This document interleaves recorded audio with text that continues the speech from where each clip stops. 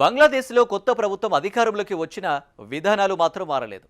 మాజీ ప్రధాని షేక్ హసీనా తిరిగి స్వదేశానికి వెళ్లాలనే ఆకాంక్షను వ్యక్తం చేయగా ఆమె రాగానే జైలుకు పంపుతామని తారిక్ రెహమాన్ ప్రభుత్వం హెచ్చరించింది.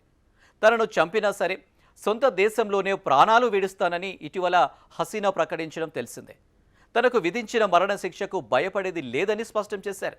అయితే హసీనా ఇప్పటికే కోర్టులో దోషిగా తేలడంతో ప్రత్యేకంగా పరిగణించాల్సిన అవసరం లేదంటుంది బంగ్లా సర్కార్.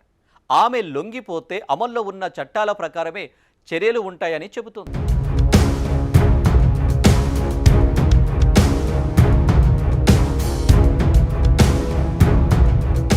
రెండేళ్ల క్రితం బంగ్లాదేశ్లో ఏర్పడ్డ అనిశ్చిత పరిణామాల నేపథ్యంలో భారత్ వచ్చి ఆశ్రయం పొందుతున్న మాజీ ప్రధాని అవామీ లీగ్ పార్టీ అధినేత షేక్ హసీనా పరిస్థితి త్రిశంకు స్వర్గంలా మారిపోయింది. ప్రభుత్వ వ్యతిరేక నిరసనలు తీవ్ర హింసాత్మకంగా మారటంతో 2024 ఆగస్టు 5న షేక్ హసీనా బంగ్లాదేశ్ విడిచిపెట్టారు.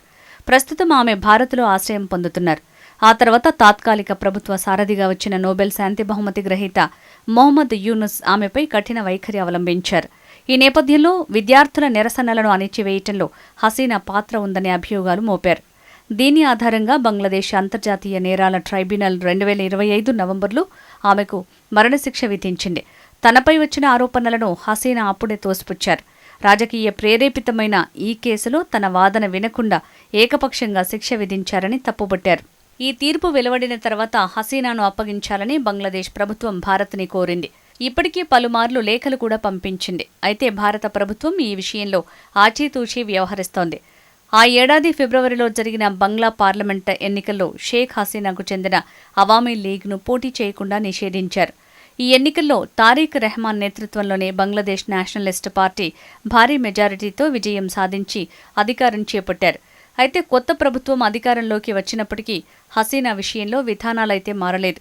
ప్రస్తుత ప్రధాని తారిక్ రెహమాన్ ఒకనాటి ఆమె రాజకీయ ప్రత్యర్థి ఖలీదా జియా కుమారుడు. చాలా కాలం విదేశాల్లో గడిపి స్వదేశానికి వచ్చారు. 2025 డిసెంబర్లో ఖలీదా జియా అనారోగ్యంతో మరణించగా బీఎన్పీ సారథ్య బాధ్యతలు చేపట్టి ఎన్నికల్లో ఘన విజయం సాధించారు.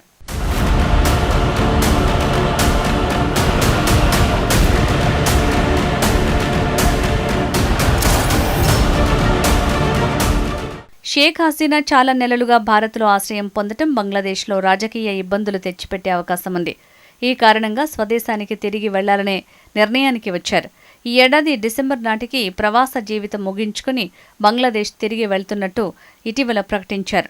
తనను చంపేసినా సరే నా సొంత గడ్డపైనే ప్రాణాలు విడుస్తా అంటూ సంచలన వ్యాఖ్యలు చేశారు.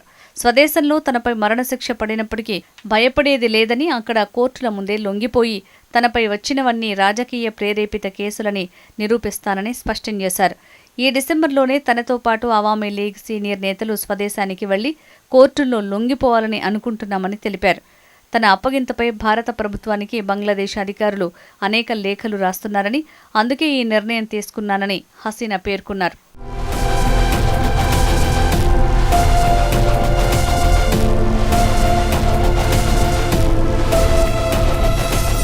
షేక్ హసీనా ప్రకటన బంగ్లాదేశ్ రాజకీయాల్లో ప్రకంపనలు సృష్టించింది.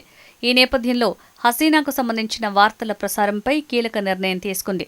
ఆమె చేసిన ప్రకటనలు, ఇంటర్వ్యూలు, ప్రసంగాలు, ఇతర వ్యాఖ్యలను ప్రచురించొద్దని అన్ని ప్రింట్, ఎలక్ట్రానిక్, ఆన్లైన్ మీడియా సంస్థలతో పాటు సోషల్ మీడియా వేదికలకు కూడా ప్రభుత్వం ఆదేశాలు జారీ చేసింది.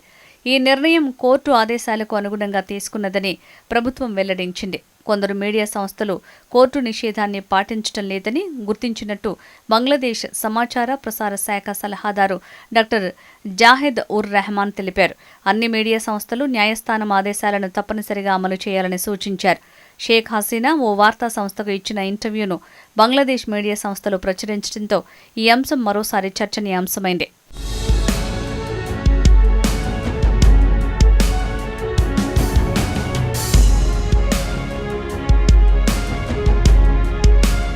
మరోవైపు స్వదేశానికి తిరిగి రావాలనే షేక్ హసీనా ఆకాంక్షలపై తాజాగా బంగ్లాదేశ్ ప్రభుత్వం నీళ్లు చల్లింది. హసీనా తిరిగి వస్తే చట్ట ప్రకారం అరెస్టు చేసి జైలుకు పంపుతామని ఆ దేశ విదేశాంగ శాఖ సహాయ మంత్రి షామా ఒబైద్ ఇస్లాం స్పష్టం చేశారు.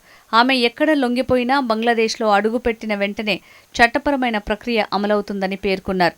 హసీనా లొంగిపోతే ప్రస్తుతం అమల్లో ఉన్న చట్టాల ప్రకారమే చర్యలు తీసుకుంటామని షామా ఒబైద్ తెలిపారు. చట్టం తన పని తాను చేసుకుంటుందని అన్నారు. ఇప్పటికే చట్ట ప్రకారం దోషిగా తేలిన వ్యక్తి, అందుకే ప్రభుత్వం ప్రత్యేకంగా పరిగణించాల్సిన అవసరం ఏమీ లేదన్నారు. హసీనా బంగ్లాదేశ్కి తిరిగి వచ్చిన తర్వాత చట్టపరమైన ప్రక్రియ ఏ విధంగా ముందుకు సాగాలనే అంశాన్ని న్యాయ వ్యవస్థే నిర్ణయిస్తుందని షామా ఒబైద్ ఇస్లాం చెప్పారు. షేక్ హసీనాను తిరిగి తీసుకొచ్చే ప్రక్రియ తాత్కాలిక ప్రభుత్వ హయాంలోనే ప్రారంభమైందని, ప్రస్తుతం బీఎన్పీ ప్రభుత్వం కూడా అదే ప్రక్రియను కొనసాగిస్తోందని తెలిపారు.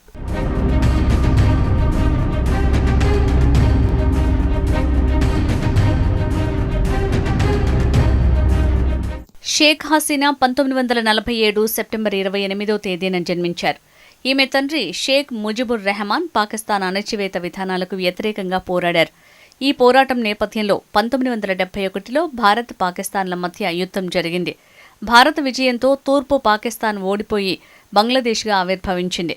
షేక్ ముజిబుర్ రెహమాన్ దేశ అధ్యక్షునిగా, ఆ తర్వాత ప్రధానిగా బాధ్యతలు చేపట్టారు. బంగ్లాదేశ్ ప్రజలు ఆయన్ని బంగబంధు జాతిపితగా కీర్తిస్తారు. కాగా 1975లో జరిగిన సైనిక తిరుగుబాటులో షేక్ ముజిబుర్ రెహమాన్ను, ఆయన భార్యను, కుటుంబ సభ్యులను దారుణంగా హత్య చేశారు. ఆ సమయంలో విదేశాల్లో ఉన్న షేక్ హసీనా స్వదేశానికి వచ్చి రాజకీయాల్లో అడుగుపెట్టారు. షేక్ హసీనా ఢాకా యూనివర్సిటీలో చదువుకున్నారు. 1968లో అణుశాస్త్రవేత్త ఎంఏ వాజెద్ మియాను పెళ్లాడారు.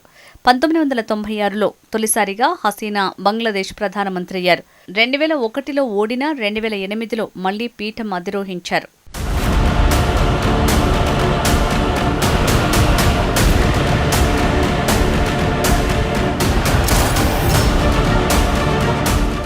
షేక్ ముజిబుర్ రెహమాన్, ఆమె కూతురు షేక్ హసీనాల హయాంలో భారత్తో బంగ్లాదేశ్కు సత్సంబంధాలు కొనసాగాయి. అయితే అక్కడి మతతత్వవాదులు ఎప్పటినుంచో ఆమెకు వ్యతిరేకంగా కుట్రలు పన్నారు. హసీనా బంగ్లాదేశ్ విమోచన పోరాటంలో పాల్గొన్న స్వాతంత్ర్య సమరయోధుల వారసులకు ప్రభుత్వ ఉద్యోగాల్లో రిజర్వేషన్లు కల్పించడం వారికి కలిసొచ్చింది. ఇందుకు వ్యతిరేకంగా బంగ్లాదేశ్లో 2024 జూలైలో విద్యార్థులు ఉద్యమం చేపట్టారు. అది కాస్త తీవ్ర రూపం దాల్చి ఆందోళనకారులు ప్రధాన నివాసాన్ని ముట్టడించడంతో 2024 ఆగస్టు 5న షేక్ హసీనా ప్రధానమంత్రి పదవికి రాజీనామా చేశారు. హుటాహుటిన ఢాకాను విడిచి భారత్కి వచ్చారు. అప్పటి నుంచి ఆమె ఢిల్లీలోని ఓ రహస్య ప్రదేశంలో నివసిస్తున్నారు. తాత్కాలిక ప్రభుత్వ సారథి యూనస్ హయాంలో భారత్ బంగ్లా సంబంధాలు దారుణంగా క్షీణించాయి. అక్కడ కొత్త ప్రభుత్వం వచ్చినా హసీనాకు గండం తప్పటం లేదు.